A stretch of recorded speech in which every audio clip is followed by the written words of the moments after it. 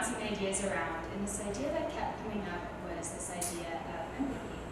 And this was a time where our old marketing manager had recently left, Samara was out on medical leave, and I had 4 new marketing interns starting. But anyway, I kind of pushed this topic to the side and tried to think of other things. And so a few weeks later, I tried to think through why was I so resistant to choose this topic.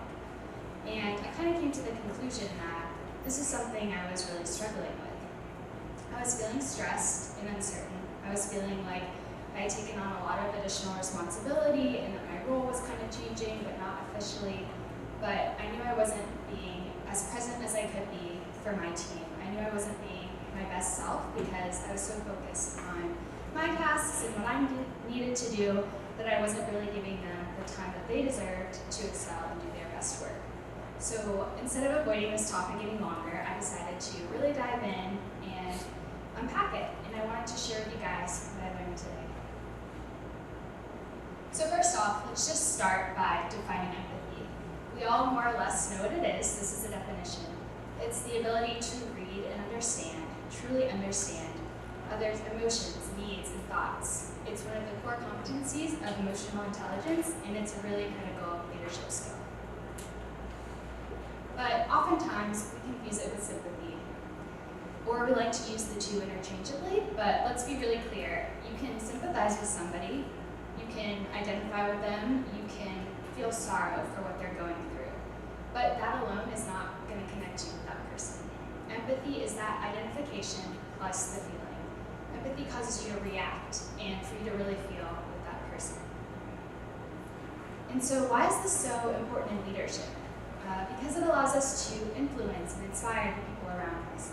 By truly understanding them through empathy, we can help them achieve their dreams and goals. And Daniel Goleman, a famous psychologist and past writer for the New York Times, really says it best. Nearly 90% of the difference between outstanding and average leaders is attributable to emotional factors, not intellectual acumen. Because empathy is the key determinant in how leaders lead and how people they lead choose to respond. And when people feel like their manager truly knows them, they feel cared for and heard. Their trust increases, their creativity increases, they're more willing to share their ideas, they're more willing to fail because they feel safe. They know that they matter and that their work has purpose, and the more they're around this type of empathetic behavior, the more they're going to start to practice it, and quickly empathy becomes this kind of chain reaction. But really, empathy extends far beyond leadership. We know that. It's critical to foster all positive workplace relationships, especially here at Red Pepper, where a lot of us work collaboratively a majority of the time.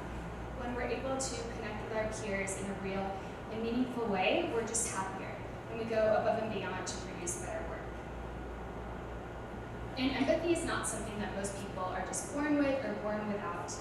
We have physical structures in our brains called mirror neurons, and they're one of the most important discoveries in neuroscience because they help us understand others' emotions and feelings. And they were first discovered in the early 90s by 2 Italian researchers. So they were studying monkeys and found that a mirror neuron will fire an action potential when a monkey either observes or executes a specific action. So in the graphic above, we can see that the action potential on the bottom looks the same, both when the monkey grabs the ball himself and when he watches a human perform that same action.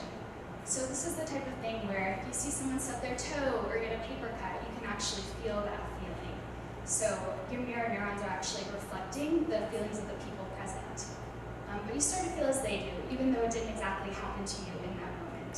So I know all of us in this room were born with these mirror neurons and have the capacity for empathy.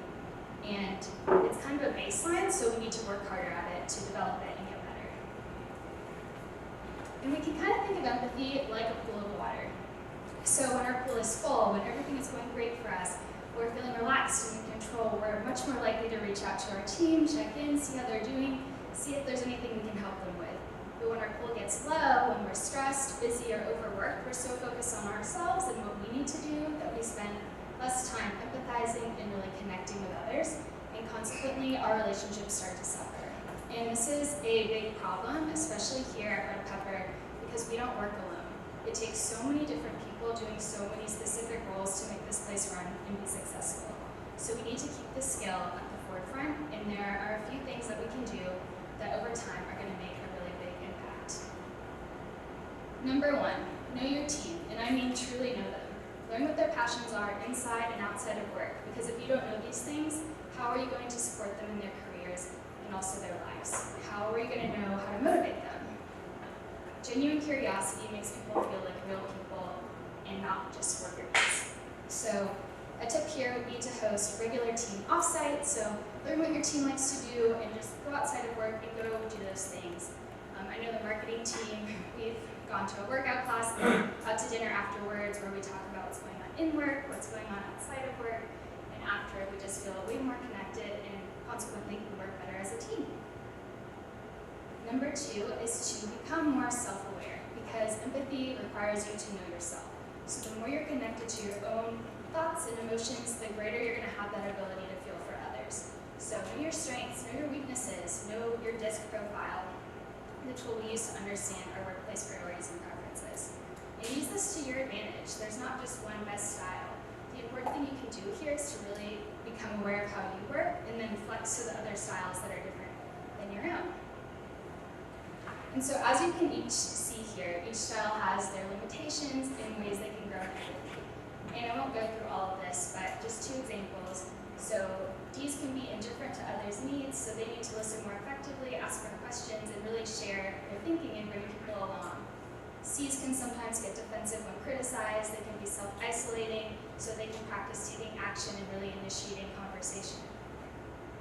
But with all that, ask for feedback from your teammates, your direct report. Just check in to see how well you're really communicating.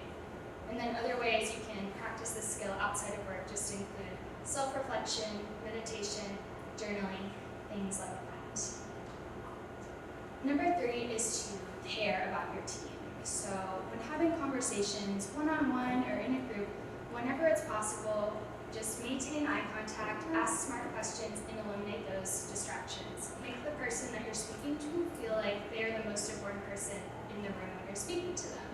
And before you immediately just react to something that's said, whether it be feedback, a question, whatever it may be, think to yourself, who is going to be affected by what I'm about to say, and what is my response really going to be to them and for them? And don't just think this, actually care about the impact you have on others. So a tip here would be to maybe dedicate at least part of your one-on-one to be tech-free. So no phones or computers. If you have group meetings that are regularly occurring, think about ways that you can make those really efficient by prepping ahead of time and making those tech-free. Because when phones and computers are present, there's just this underlying sense of you're not the most important thing to me right now, and I think people can really feel that. Number four is to lift your people up. So look for opportunities outside your team or on different projects where they can showcase their specific strengths that are needed to really benefit the work. So identify opportunities to help them grow as a leader in their specific role or just as a person in general. And if they express interest in other areas, find ways for them to explore that, because it's just going to make your relationship with them even stronger. So maybe give them a dedicated speaking role in a client chair or meeting, and give them an opportunity to really present their work. And lastly, keep it up and make the time. This isn't something you can just practice for 2 weeks and then you're done. If you're having an extremely busy week, let your team know ahead of time and really plan for that. It's fine as long as it doesn't last too long and your team knows when they can expect you to check back in. It's really difficult for people to feel valued when their leader appears to be too busy for them. And the fact is, all of us are busy at times. It's really easy to get caught up in that. But the more you can hold yourself accountable and get into that rhythm of communication, it's going to make all the difference. And so lastly, I just wanted to end with a little clip from one of my favorite people, Simon Sinek. He's a famous motivational speaker. So yeah, I just wanted to leave you guys with a little extra motivation. That looking them in the eye. My friend George, who's a 3-star general in the Marine Corps, he says his test for leadership, and I love this, he goes, his test for a good leader is if you ask somebody how their day is going, you actually care about the answer. Yeah. Right? The number of times we're walking to a meeting, we're rushing, we go, how are you? Not good, I got to get to you later, I'm late for a meeting. Right. If you ask the question, you were standing there and you were listening to the answer. It's those little innocuous things that you do over and over and over and over that people will say, I love my job. Not I like my job. I like my job means, yeah, the challenge is great, they pay me well, I like the people. I love my job means I don't want to work anywhere else. I don't care how much somebody else is willing to pay me. I'm devoted to the people here, and I care desperately about the people here as if they were my family. In business, we have colleagues and coworkers. In the military, they have brothers and sisters. That's how they think of each other, right? If you really have a strong corporate culture, the people will think of each other like brothers and sisters. It's like a family, right? No, brothers and sisters.